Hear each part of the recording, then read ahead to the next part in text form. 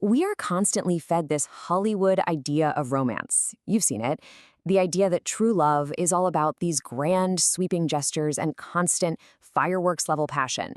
But when you actually look at the data behind successful relationships, a much more grounded and honestly, a much more important question emerges. What actually separates the couples who stay deeply connected in the real world from the ones who eventually just drift apart? Clinical psychologist Dr. Sue Johnson absolutely hits the nail on the head here. She says love is not the icing on the cake of life. It is a basic primary need like oxygen or water. And that completely reframes how we should be looking at our partnerships. Caring for your relationship isn't just some luxury you get around to when you finally have a little free time. Just like you literally wouldn't expect to survive without water, you can't expect to secure attachment to survive without intentional nourishment. Welcome to this explainer.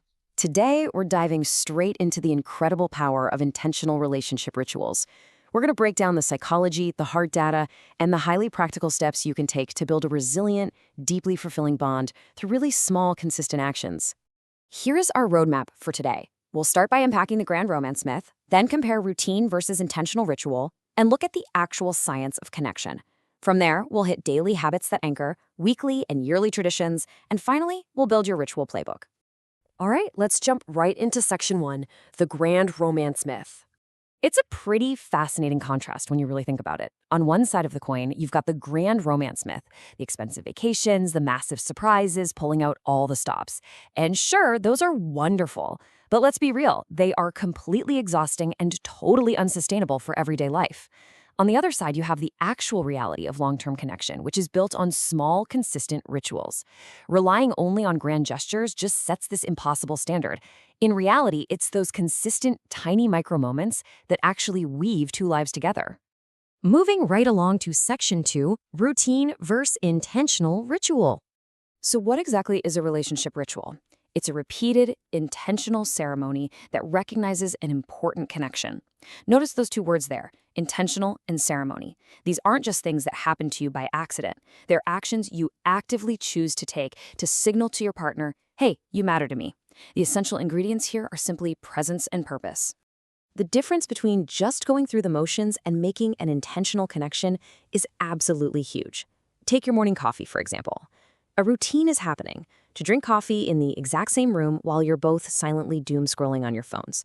You're physically close, sure, but emotionally, you're miles apart. A ritual, on the other hand, is intentionally making that coffee together, sitting down for just 10 minutes without any screens, and maybe sharing one thing you're grateful for. The physical action is almost identical, but that tiny shift in intention changes the whole shebang. Let's dig into the data in section 3, the science of connection. The hard numbers on this are just incredible. Data from the University of Virginia shows a whopping 20% increase in relationship satisfaction for couples who maintain shared rituals compared to those who don't. That is a massive jump in happiness and stability. And the best part? It doesn't cost a dime. It's strictly about intentional time. Psychology explains exactly why this works so well. Research by Dr. Arthur Aron reveals how rituals act kind of like a shield for our attachment systems. They create predictability in what is often a highly unpredictable world, which makes us feel safe. They signal prioritization, literally showing your partner they are worth your dedicated time. They build a shared identity and provide really reliable touch points throughout your chaotic days. For your nervous system, this is the ultimate biological signal that you are secure. Which brings us to section 4, daily habits that anchor. This is where maintaining your relationship becomes so incredibly doable. Think about the time commitments here. A morning send-off takes literally 2 minutes. A meaningful 6-second kiss, actually saying I love you, and sharing a quick appreciation. A daily debrief takes maybe 10 minutes. You go totally screen-free, share a high and a low from your day, and just listen. And by the way, that means resisting the intense urge to instantly solve your partner's problems. Then, a bedtime connection is just 15 minutes of unwinding together without technology. We're talking about less than 30 minutes a day to fundamentally protect your partnership. And the return on that tiny investment? It's staggering. The Gottman Institute found that a simple, positive morning send-off leads to 30% fewer conflicts overall. 30%. Just by starting the day with connection, you positively influence how you interpret texts and interactions with your partner for the entire rest of the day. Zooming out a bit, we have section 5, weekly and yearly traditions. So here's how you build a really resilient timeline. Weekly Sunday planning sessions take maybe 30 minutes, but they drastically cut down on stress because you're tackling the week ahead as a team. Midweek microdates give you a much-needed breather. Monthly check-ins let you clear the air and address small issues before they blow up into massive fights. And then you have quarterly adventures, going out and doing something totally new together. Interestingly enough, novelty is scientifically proven to release dopamine, which actually mimics the excitement and passion of those very early honeymoon stages of your relationship.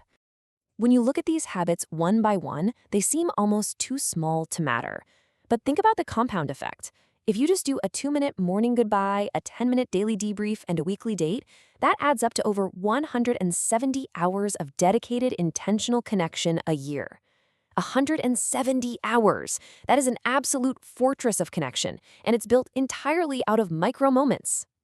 Finally, let's look at Section 6, Building Your Ritual Playbook. So how do we actually put this into practice without getting overwhelmed? Step 1, start small. Just pick one thing, maybe the morning send-off.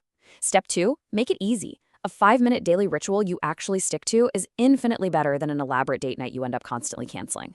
Step 3, customize it. If you aren't morning people, no problem. Make your ritual an evening walk.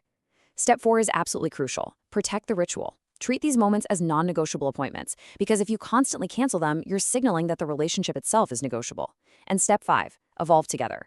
What works for you in your 20s is probably going to need adjusting in your 40s, and honestly, that's exactly how it should be.